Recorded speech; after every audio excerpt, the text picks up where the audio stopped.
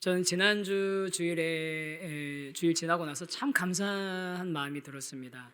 무엇보다도 감사했던 거는 새생명 축제를 저희 세우신 교회에서 처음으로 했는데 많은 분들이 초청되어서 오셨고 또 그 자리를 통해서 제가 복음을 좀 전할 수 있는 그런 기회가 됐었던 것 같아서 너무너무 감사했습니다. 그러면서 또 그렇게 우리가 잘 할 수 있도록 하나님께서 여러 가지 상황이나 여건 같은 것들을 잘 이렇게 주관해 주신 것 같아요. 여러 자리에서 보이지 않는 곳에 섬겨주신 많은 손길들이 있었는데, 그런데 그런 모든 것들 중에서 제일 감사했던 것 중에 하나는 날씨. 지난주 날씨 너무 좋았잖아요. 제가 사실은 10월 마지막 주로 이렇게 새세명 축제를 잡으면서 야, 이거 너무 늦는 거 아니야? 그런 마음이 좀 있었어요. 추워지면 어떡하지? 밖에 바람 불면 야외 카페에서 앉아있기 어려우실 텐데 막 이런 걱정들을 했는데 아유, 웬걸요? 그 이전에 어떤 날보다도 좋은 날이 지난 주일이었었던 것 같습니다. 그러면서 참 하나님 이런 세심하게 우리를 지켜보고 계시고 우리에게 관심을 가지고 계신다라는 그런 생각을 제가 했었거든요. 그러면서 지난 주일날 채세명 축제를 하고 나서 저에게도 참 기쁨이 있었습니다. 어떤 기쁨이냐면 늘 하나님의 말씀을 전하지만 또 하나님 말씀을 잘 전하려고 애를 쓰지만 지난주는 특별히 좀 정말로 진짜 내가 믿는 하나님 또 우리가 가지고 있는 그 복음을 좀 잘 전할 수 있으면 좋겠다라는 그런 기도하는 마음으로 오랫동안 준비를 했는데 하나님께서 그게 잘 전달할 수 있는 그런 기회와 시간을 주셨던 것 같아요. 그래서 여러 가지 면으로 감사했는데 그러면서 또 한 가지 아쉬움이 드는 거예요. 참 이 복음에 대해서 예수님에 대해서 하나님의 마음에 대해서 더 좀 잘 전하고 싶은데 어쩌면 한 번밖에 없는 기회에 더 잘 전해야 되는데 하는 그런 아쉬운 마음도 좀 들더라고요. 그래서 오늘은 지난주에 이어서 우리 하나님의 마음에 대해서 또 예수님에 대해서 좀 잠깐 좀 생각을 좀 해보려고 하거든요. 지금 우리 계절상으로 보면 가을이 이제 절정이 됐잖아요. 그리고 정점을 지나가고 있는데 그 절정할 때 정자가 정수리를 의미한 정수리 정자입니다. 그래서 계절에도 정점이 있고 또 그 다음에 산에는 정상이 있지 않습니까? 꼭대기. 그 정점에 똑같이 정수리 정자를 사용하는데 여러분 기독교가 뭡니까? 라고 얘기하면 쉽게 얘기하기 어렵죠. 그렇죠? 여러 가지 우리가 설명해야 될 것들이 많이 있지만 그런데 여러 가지 이야기들이 있는데 그럼 기독교의 정점은 무엇입니까? 기독교의 꼭대기는 무엇입니까? 산 꼭대기는 뭡니까? 산봉우리는 뭡니까? 라고 얘기한다면 저와 여러분은 주저하지 않고 예수 그리스도라고 말할 수 있어야 됩니다. 아멘이시죠? 여러분 기독교의 최정점이 뭡니까? 예수 그리스도십니다. 여러분 우리가 복음에 대해서 이야기한다면 우리가 예수님에 대해서 더 잘 얘기할 수 있어야 될 것 같아요. 예수님에 대해서 우리가 더 자랑스럽게 얘기할 수 있고 예수님에 대해서 우리가 좀 더 잘 알고 예수님이 어떤 분이신지 내가 알고 내가 아는 그 예수님, 내가 만난 그 예수님을 전할 수 있는 모습이 하나님이 기뻐하시는 참된 그리스도인의 모습이라고 생각합니다. 그래서 오늘은 그 예수님에 대해서 또 예수님이 왜 이 땅에 오셔야만 했는지에 대해서 한 번 더 좀 생각할 텐데요. 근데 그 정점 최고봉이 되시는 예수님에 대해서 설명을 하려니까 어디서부터 시작을 해야 되는가라고 했을 때 그 시작 지점이 참 중요하더라고요. 예전에도 비슷한 이해와 한 말씀을 드린 적이 있어요. 어떤 이제 제가 신방을 갔는데 그분은 손뜨개방을 운영하는 성도님이셨거든요. 이제 그 성도님하고 이제 이야기를 나누다가 제가 궁금해서 한번 질문한 적이 있어요. 성도님, 이렇게 막 엉켜 있는 실타래가 있을 텐데 이 엉킨 실타래도 풀 수 있습니까? 굉장히 심하게 엉키는 거 풀 수 있습니까? 라고 물어봤더니 그분이 정말 망설이지도 않고 풀 수 있습니다 그러시더라고요. 웬만하면 다 풀 수 있습니다. 대신 그 끄트머리만 그 시작점인 거죠. 끄트머리만 찾으면 풀 수 있습니다. 그 말씀을 하시는데, 저는 우리의 신앙에 대해서도 우리가 뭐 기독교 복잡한 것 같고 성경 이야기 복잡한 것 같지만, 여러분 그 시작부터 드러나 있는 하나님의 뜻을 우리가 정확하게 안다면 그 전체의 이야기를 우리가 이해할 수 있거든요. 그래서 그 첫 번째 주제가 뭐냐면, 우리 한번 같이 한번 화면에서 같이 한번 읽어볼까요? 같이 읽겠습니다. 시작. 우리는 하나님 자리로 만들어졌다는 사실입니다. 여러분, 태초에 하나님이 천지를 창조하셨습니다. 세상을 만드셨습니다. 이 모든 자연 만물들을 만드시고 생물들을 만드셨는데, 그 창조하신 그 창조의 최고봉, 여기도 절정, 하나님 창조의 그 꼭대기, 그 정수리는 뭐겠습니까? 바로 사람을 만드신 거죠. 저와 여러분을 만드신 겁니다. 하나님께서 사람을 만드셨는데 어떻게 만드셨냐면 하나님의 형상을 따라서 사람을 만드셨다라고 성경에 기록되고 있습니다. 그 이유는 뭐겠습니까? 하나님께서 이 세상 가운데 이 사람을 통해서 하나님을 드러내고 싶으셨다는 거예요. 하나님께서 만드신 이 모든 세상을 잘 다스리고 갖고 나가는 그런 특별한 목적을 위해서 사람을 만드신 거죠. 이 모든 세상을 만드신 것의 그 가장 꼭지점, 정점에 사람을 만드신 겁니다.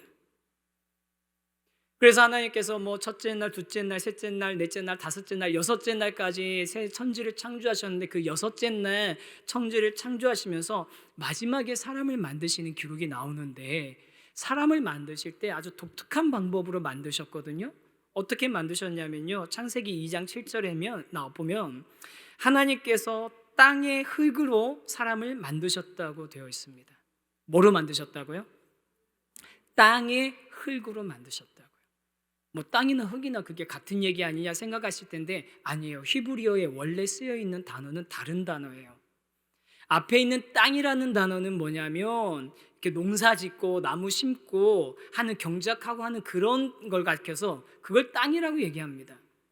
그런데 그런 땅이 있는데 그 땅에서 흙으로 만드셨다고 하는데, 흙이란 단어는 그 단어의 원래 의미는 뭐냐면 먼지, 티끌, 작은 알갱이란 뜻입니다. 먼지, 티끌. 땅에서 하나님께서 먼지와 티끌 같은 걸 긁어 모으신 거예요. 참 보잘것없고 그 자체로는 아무런 그런 가치도 없는 그런 먼지와 티끌 같은 걸 모으셔서 그걸 가지고 손으로 빚으셔가지고 모양을 만드시고, 그리고 만드시고 거기서 끝나시지 않고 어떻게 하시냐면 하나님께서 생기를 불어 넣으셨습니다. 이 불어넣으신 하나님의 그 생기 때문에, 그 생기가 들어와서 하나님께서 우리 만드신 인간이 생령, 살아있는 영적인 존재가 된 것입니다. 하나님의 이 생기가 들어와서 생령이 됐다라는 것이 인간이 가진 아주 독특한 존엄성인 거예요. 그래서 이 세상에는 많은 지적인 생물체들이 있지 않습니까? 생물체 중에 뭐 지적인 것들 많이 있잖아요. 강아지들도 지적이고, 뭐 돌고래도 그렇고, 원숭이도 그렇고, 뭐 새들도 그렇고, 뭐 금붕어도 그렇고. 문어가 그렇게 똑똑하대요. 여러분 아셨어요? 문어가 그렇게 똑똑하대요. 주인도 알아보고 막 알아본대요. 나중에 다큐멘터리 한번 보세요. 저도 깜짝 놀랐어요. 그런데 여러분, 그렇게 지능을 가진 많은 생물들이 있는데, 그런데 지능은 있지만 그들이 영적인 존재는 아니거든요. 많은 지적인 생물체들이 있지만 그 중에서 인간만이 독특하게 영적인 존재가 된 이유는 뭐냐면, 하나님이 먼지 티끌 같은 우리들을 불러 모으셔서, 아무것도 아니었던 우리들을 불러 모으셔서 우리에게 하나님의 영, 하나님의 생기를 불어 넣어 주셨기 때문에 우리가 하나님과 똑같은 그런 영적인 존재가 된 겁니다. 그게 저와 여러분의 그 창조의 시작인 거예요. 인간의 존재의 시작인 겁니다. 그렇기 때문에 인간은 하나님을 찾고 하나님을 예배하는 그런 신앙을 지닌 그런 유일한 존재가 되는 거죠. 그런데 여러분, 이렇게 하나님을 닮은 특별한 목적을 가지고 특별하게 하나님의 방법으로 만들었던 저희들이, 인간들이 문제가 생긴 겁니다. 무슨 문제가 생겼냐면요, 고장이 난 거예요. 망가진 거예요. 깨진 거예요. 여러분 물건이 망가졌을 때 여러분 반응이 어떠신가요? 뭐 그냥 이렇게 아이들이 쓰는 연필 한 자루가 망가지고 한 자루 잃어버렸을 때 여러분 반응하고요. 제가 이제 아이패드라는 걸 쓰는데 그걸 쓰는데 사용하는 애플 펜슬이라는 게 있거든요. 근데 이 애플 펜슬이 한 2달 전쯤 언젠가 사라지고서 다시 돌아오지 않고 있어요. 얼마나 아까운지 모르겠어요. 비싸거든요. 왜냐하면 이 펜슬의 이것의 가치가 얼마나 중하냐에 따라서 우리가 그게 아까운 마음이 더 커지잖아요. 여러분 그냥 이런 기계 하나도 그런데 하나님께서 특별한 목적을 가지고 특별한 계획으로 만든 사람이 망가졌을 때 하나님 마음은 어떠셨을 것 같으세요? 다들 뭐 어떤 물건이 망가졌을 때 여러분 경험이 있으시잖아요. 저희 집은 저희 집 아이들이 아주 어떤 물건 하나가 망가진 거 굉장히 아쉬워한 적이 있거든요. 그게 뭐냐면 에어프라이어입니다.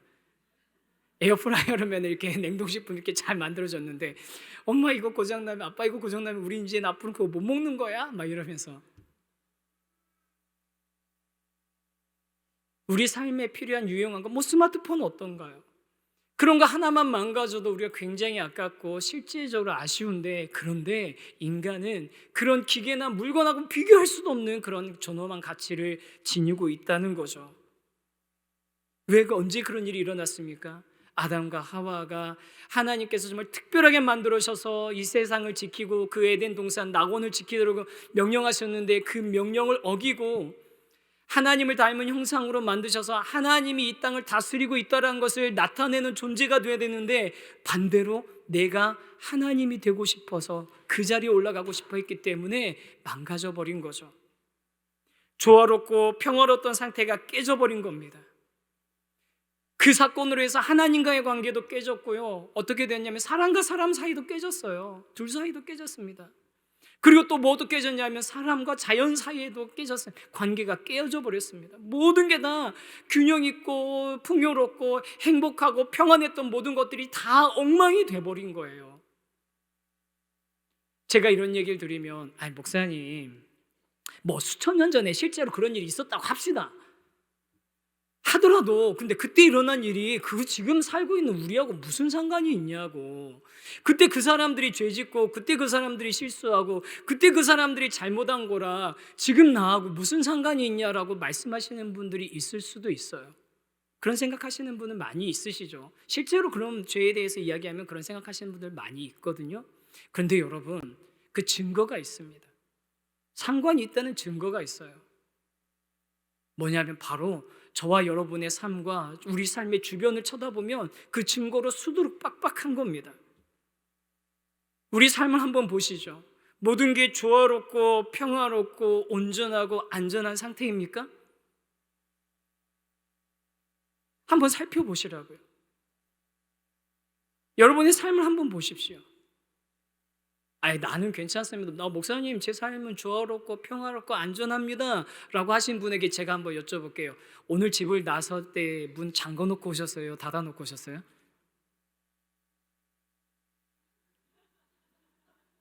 아,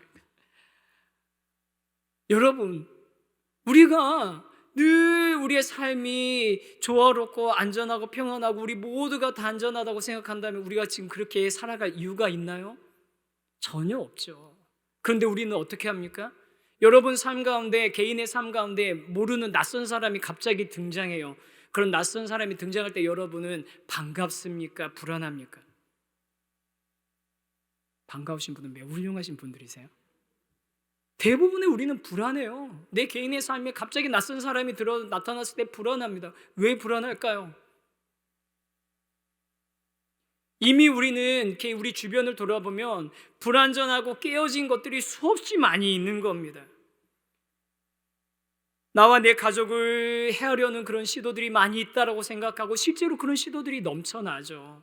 그러기 위해서 점점 우리들은 긴장하면서 살아가고 있고 정말 한순간도 맘 놓고 못 사는 그런 상태가 요즘에 우리의 삶 아닙니까? 제가 지난 목요일 날 문자를 하나 받았어요. 무슨 문자를 받았냐면 전화를 안 받으시네요. 여기로 연락 좀 부탁드립니다. 하고 문자가 하나 온 거예요. 모르는 번호인데. 그런데 바로 그 뒤에 무슨 이제 문자가 하나 오더라고요. 이게 무슨 서비스인지 모르는데 위 문자는 해외에서 발송된 문자입니다. 제가 그 뒤에 문자를 보면서 이거 피싱이구나. 딱 이제 직감을 한 거예요. 그러면서 제가 연락은 안 했는데, 근데 제가 그 문자를 받고 뜨끔했던 게 뭐냐면, 제 앞에 있는 문자 있어요. 내용이 있었잖아요. 전화를 안 받으시네요라고 하는 게, 제가 전화했는데 성도님들 전화 안 받으시면 이렇게 문자 보내거든요. 성도님 전화를 안 받으시네요. 시간 되실 때 여기로 전화 한 번만 주시죠. 제가 늘 쓰던 표현을 누군가 저한테 보낸 거예요. 저를 낚으려고. 제가 그래서 문자를 앞으로 어떻게 보내야 되지? 고민이 좀 됐습니다. 늘 불안한 거예요. 내 삶을 지켜야 되는 거에 있어서. 조마조마하는 겁니다. 이런 시도들이 자꾸 있으니까 정신 똑바로 차려야지 하지만 어느새 보면 모르는 사람한테 송금하고 있고 계속 전화 받으면서. 여러분, 이게 우리가 이 사회가 덜 발달돼서 그런 겁니까? 아니잖아요. 우리 사회 얼마나 발달했습니까? 교육이 부족해서 그렇습니까? 아니잖아요.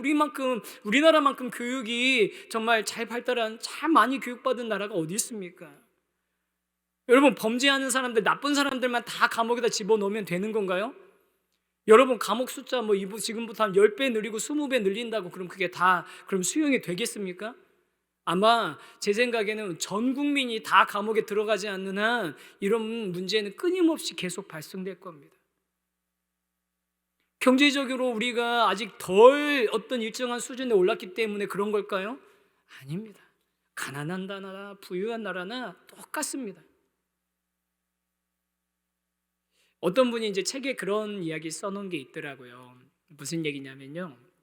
제가 어떤 책인지 막 찾고 싶었는데 어떤 책인지 못 찾았는데, 지금 살고 있는 오늘 이 시대를 살고 있는 그냥 보통 우리들이 500년 전쯤으로 돌아가서 왕이 된다면 지금의 평범한 삶이 더 좋을 것 같으세요? 500년 전에 왕으로 살아가는 게 더 좋을 것 같으세요? 그래도 왕은 한번 돼보고 싶으신 분들이 있으신 거죠. 왕같이 한번 살아보고 싶은 거 있었죠. 며칠은 좋을 수도 있죠.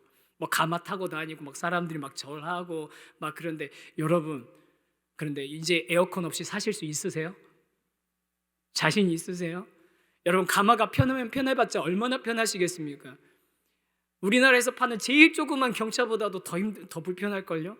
사람들이 메고 다니면 기뚱기뚱하고, 그 다음에 혹시 마차가 있다고 해도 얼마나 덜컹덜컹 거리는지. 실제로 영국 여왕의 그 왕실의 그 취임식에 마차를 타는데요, 그 마차 타는 게 그렇게 곤욕이랍니다.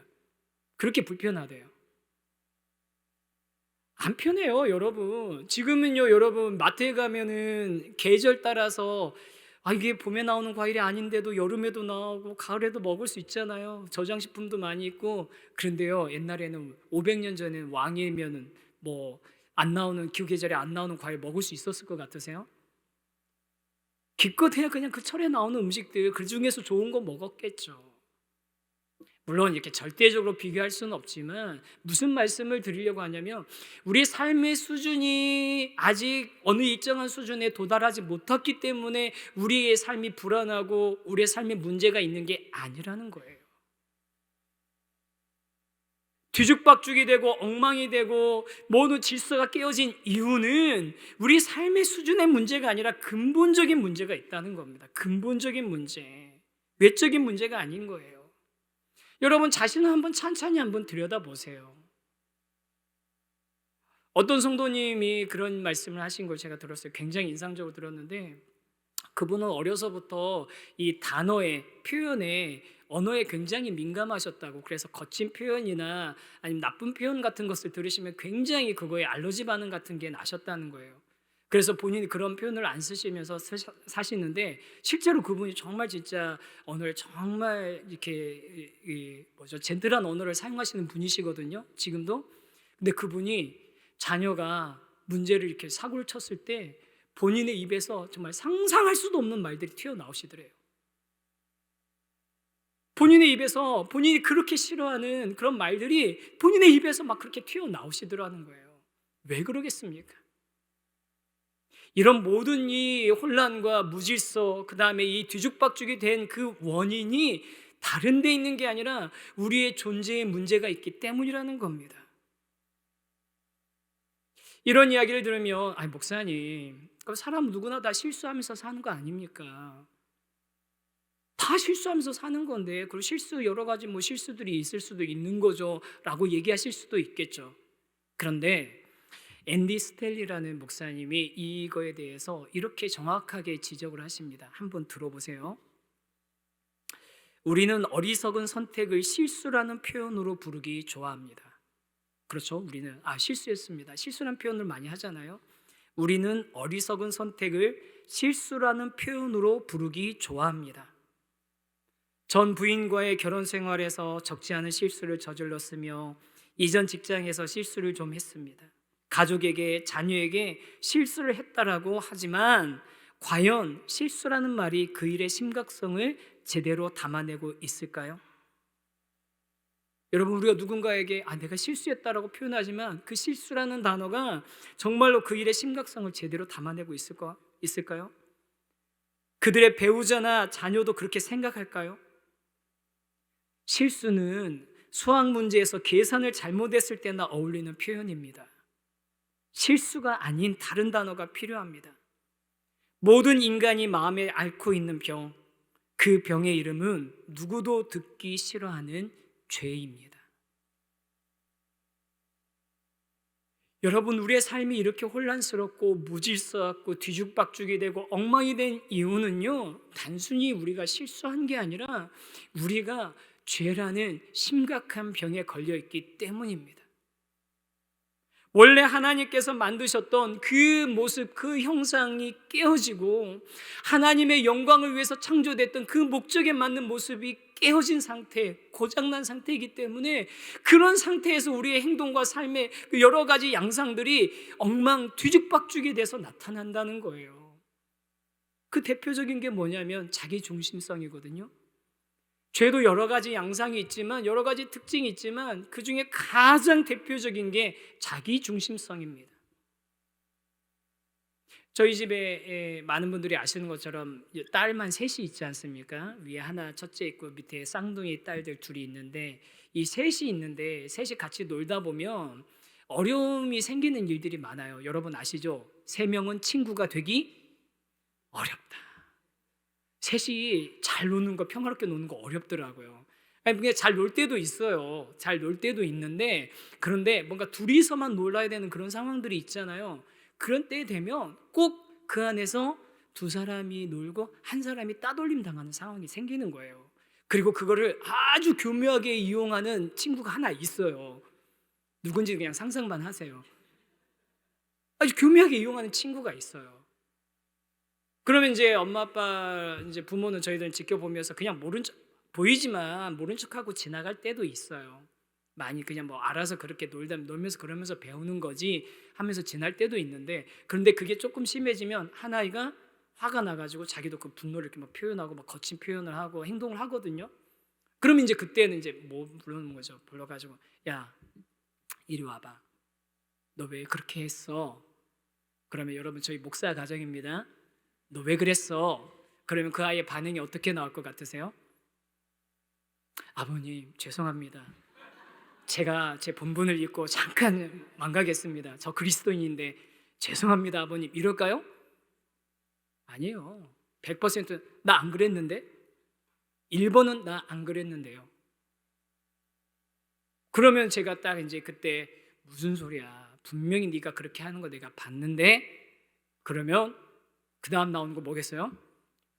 아니 내가 그러면서 그랬는데 제가 이러면서 핑계 대는 거죠. 처음에는 오리발, 들킨 게 확실하면 그 다음엔 핑계.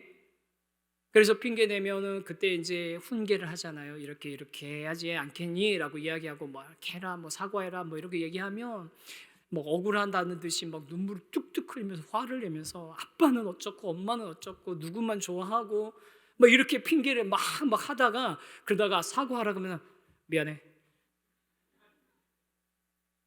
사과했잖아. 그러면서 마음속에는 그 이 모든 상황을 자기가 잘못했다 인정하고 돌이키는 게 아니라 분노가 쌓이는 거죠. 엄마 아빠가 나를 혼냈다라는 것 때문에. 여러분 그 모습만 봐도요, 여러분 이게 그냥 전형적인 죄인의 모습인 거예요. 설마 저희가 그런 죄인의 모습을 가정에서 가정교육으로 가르쳤겠습니까? 그냥 자연스럽게 아이들이 사람이 죄인된 그 본성 때문에 드러나는 그런 현상인 겁니다. 그런 자기 중심성을 가지고서 이 세상을 이 아이들이 살아가다 보면 여러 가지 상황에 따라서 점점 더 그런 일들이 더 많아지면서 그 삶이 구축이 되는 거죠. 그럼 여러분, 이렇게 원래 하나님의 형상대로 만들어진 그것이 깨어진 인간의 상태, 망가진 모습, 이 모습을 보면서 하나님은 어떤 마음을 가지실까요? 아, 이거 하나 망쳤네, 버렸네, 깨뜨려 버리자 하고 버리실까요? 그러지 않습니다. 왜냐하면 여러분 처음 말씀드렸잖아요. 우리는 매우 특별한 존재라고. 하나님이 아무 가치도 없는 먼지 같은 티끌 같은 우리들을 불러 모아가지고 직접 빚어서 만드시고 하나님의 생기를 직접 불어넣으신 생영, 살아있는 영적인 존재, 하나님을 닮은 존재가 됐다고. 그렇기 때문에 하나님은요, 아무리 우리가 망가졌어도 우리를 그냥 버리시는 게 아니라 우리를 어떤 눈으로 바라보시냐면, 오늘 읽었던 말씀 4절입니다. 4절 말씀 같이 한번 읽어보겠습니다. 시작.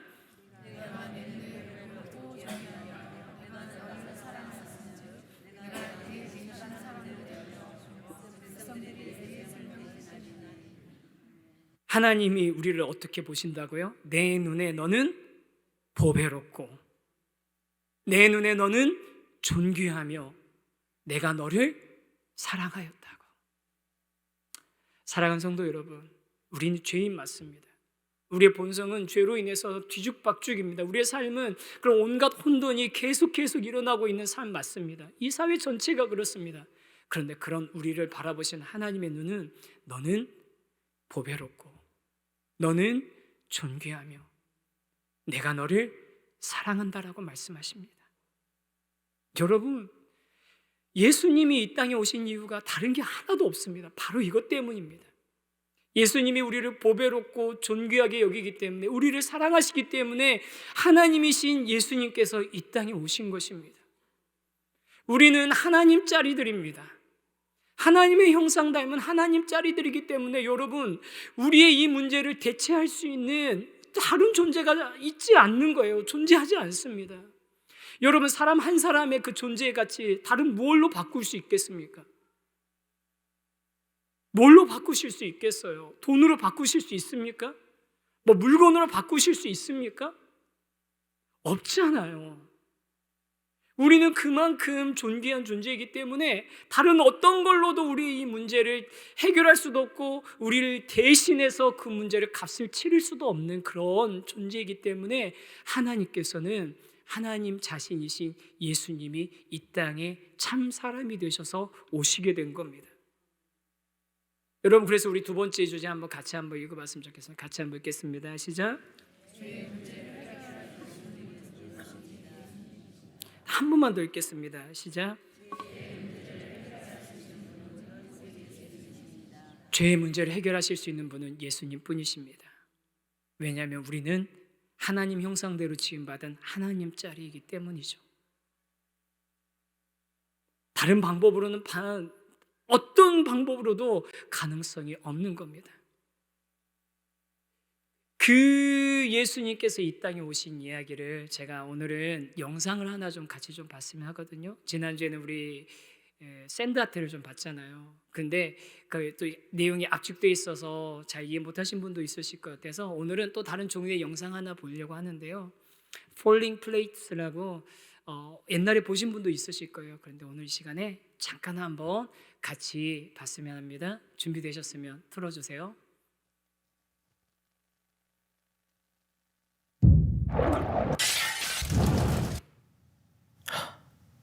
자, 이제 내 눈을 보렴.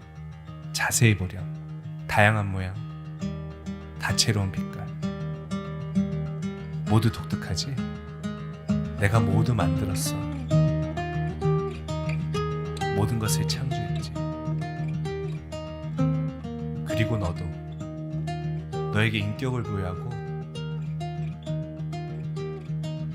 순결하면서도 정교하게 만들었지.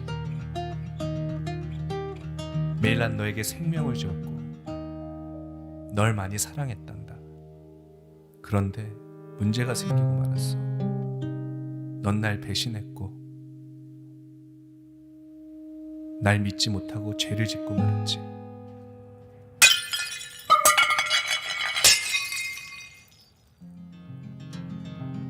넌 나와 관계를 끊고 나서도 여전히 넌 살아있지만 그거 아니? 넌 지금 천천히 죽어가고 있단다. 그래서 넌 이제 다른 것들을 찾기 시작했지.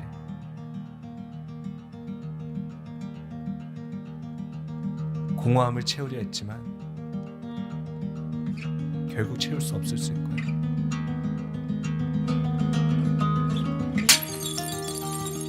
오히려 널 빨리 죽게 만들고 내게서 점점 더 멀어지게 할 뿐.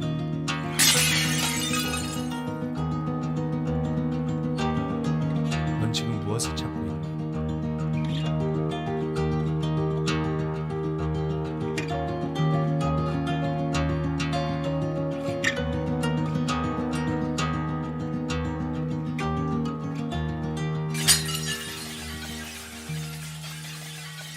난 너가 죽는 걸 원치 않는단다. 내가 널 만들었으니까 부서지게 놔둘 수는 없었어. 내가 널 알 수 있도록 너와 똑같은 사람이 되기로 했지. 너처럼 연약한 사람이 되어 유혹을 받기도 했지. 그러나 난 죄를 짓지 않았어. 난 이 땅에 너를 구하려고 왔어.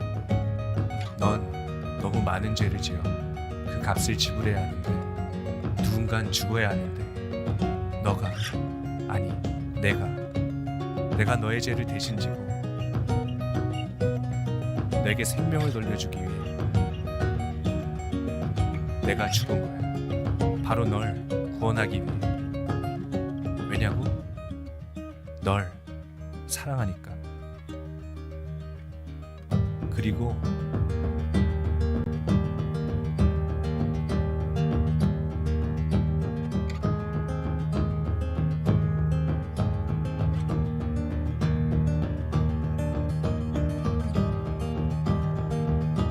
난 죽음에서 다시 살아났어.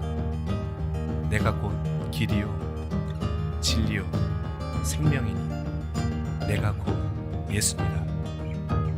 난 널 정죄하러 온 것이 아니라 너에게 생명을 돌려주러 왔어. 날 믿고 의지하렴. 내가 너를 용서하고 너에게 영원한 생명을 줄 테니.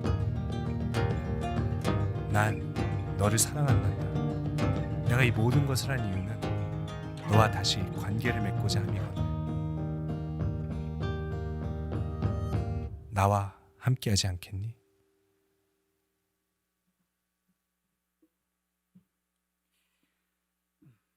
예수님께서 이 땅에 오셨는데 바로 저와 여러분의 스스로 해결할 수 없는 그 문제를 해결하기 위해서 저와 여러분과 똑같은 사람이 되신 거예요. 왜냐하면 아까 죄 하나님과의 관계, 처음 하나님 만드신 그 상태가 깨어지고 망가졌기 때문에 이것을 다시 고치려면, 회복하려면 그에 대한 대가를 지불하셔야 되는데 무엇으로 그 대가를 누가 지불할 수 있겠습니까? 근데 예수님께서 하셨거든요. 예수님께서 이 땅에서 오셔서 사신 후에 마지막에 죽으실 때 십자가에서 죽으셨습니다. 그건 다 아시죠? 근데 여러분, 십자가는 로마 시대의 가장 잔혹한 형벌의 도구였습니다. 높은 나무에 매달아서 사람들이 보는 상태로 고통스럽게 죽어가는 그 모습을 통해서 다시는 로마 제국에 도전하지 말라는 경고의 의미였습니다. 그 잔혹한 십자가에서 죽으시면서 예수님께서 여러 말씀을 하시는데 그 중에 맨 마지막 말씀이 뭐였는지 아세요? 다 이루었다였습니다. 여러분, 다 이루었다니요. 말이 됩니까? 젊은 청년 혁명가가 자신의 혁명을 다 이루지 못하고 적국에게 사로잡혀서 그 십자가에서 비참하게 죽으며 살 수 있는 말이 다 이루었다가 말이 됩니까? 그런데 여러분, 그 다 이루었다는 말씀은요, 원래 헬라어 말로는 테텔레스타이, 정확하게 표현하면 다 지불했다, 지불 완료했다라는 의미입니다. 상업 용어인 거예요. 실제로 거래하던 사람들이 그 거래 명부에는 돈을 다 지불한 다음에 이 단어를 썼다랍니다. 테텔레스타이, 지불 완료했다. 여러분, 예수님께서 십자가에서 죽으신 것은요, 저와 여러분이 하나님짜리인 저와 여러분을 다른 어떤 것으로도 대신 값주고서 고칠 수 없기 때문에, 회복할 수 없기 때문에 하나님이신 예수님이 사람이 되셔서 저와 여러분 대신에 값을 대신 치르신 겁니다. 그게 바로 십자가의 의미입니다. 그래서 여러분, 우리가 처음 만들어졌을 때는 하나님의 형상을 닮은 하나님짜리였는데요, 죄로 인해서 그것이 파괴되고 망가지고 고장났다가 이제는 우리가 예수님이 값을 다 치르시고, 예수님이라는 값을 치르시고 우리를 구원하셨기 때문에 우리는 이제 다시 얼마짜리가 된 겁니까? 예수님짜리가 된 겁니다. 제가 오늘은 소품을 하나 가져왔습니다.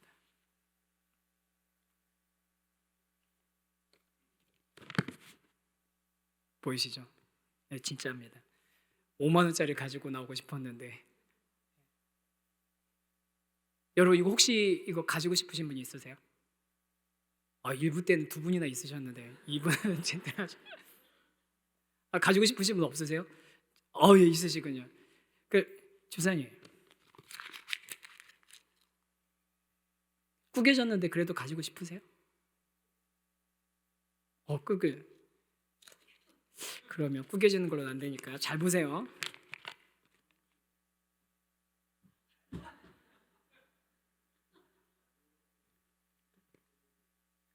밟았는데도 가지고 싶으세요? 여러분, 구겨졌다고 이게 10,000원의 가치가 없어집니까? 밟혔다고 해서 10,000원의 가치가 없어집니까? 그렇지 않습니다. 저와 여러분은 이제 이미 예수님짜리인 거예요. 저와 여러분의 가치는 이미 예수님짜리입니다. 구겨질 때도 있죠. 밟힐 때도 있죠. 찢어질 때도 있습니다. 초라하게 느껴질 때도 있어요. 그런데 여러분, 말씀드렸잖아요. 우리의 값어치가 얼만큼이라고요? 예수님만큼이라고요. 저와 여러분을 예수님께서 자신을 내어주시면서 사셨습니다. 그러니까 저와 여러분은 예수님짜리인 거죠. 이 자리에 계신 우리 귀한 성도님들, 저는 아직 하나님을 알고 믿고 따르거나 예수님을 믿고 구주로 영접하고 따르는 일에 아직은 가까이 다가가지 못하고 그 첫 걸음에 계신 분들도 있으실 거라고 생각해요. 여러분들은 하나님의 형상대로 지음받았고, 여러분의 그 모든 문제를 해결하기 위해서 예수님께서 자기 자신을 내어주시면서 지불하셨습니다. 지불 완료하셨습니다. 그 예수님을 믿으시면 길이요 진리요 생명 되신 예수님 안에서 영원한 생명, 하나님 아버지께서 원래 우리에게 주시길 원하셨던 그 참 기쁨과 생명, 평안, 우리가 다시 회복하게 될 것입니다. 그리고 이미 예수님을 믿고 따르고 계신 우리 성도님들, 여러분들은 얼마짜리라고요? 예수님짜리입니다. 가끔은 구겨지고 가끔은 짓밟히고 가끔은 찢어져도 여러분, 우리가 예수님짜리라는 것은 변함없습니다. 우리를 값주고 사신 그 예수님, 그 예수님의 그 구원의 능력, 구원의 사랑, 우리를 향한 그 사랑을 여러분 잊지 마시고 내가 어떤 존재인지를 분명하게 깨달으시면서 그 정체성 가운데서 이 땅을 살아가시는 하나님의 사람들 되시기를 주님의 이름으로 축복합니다.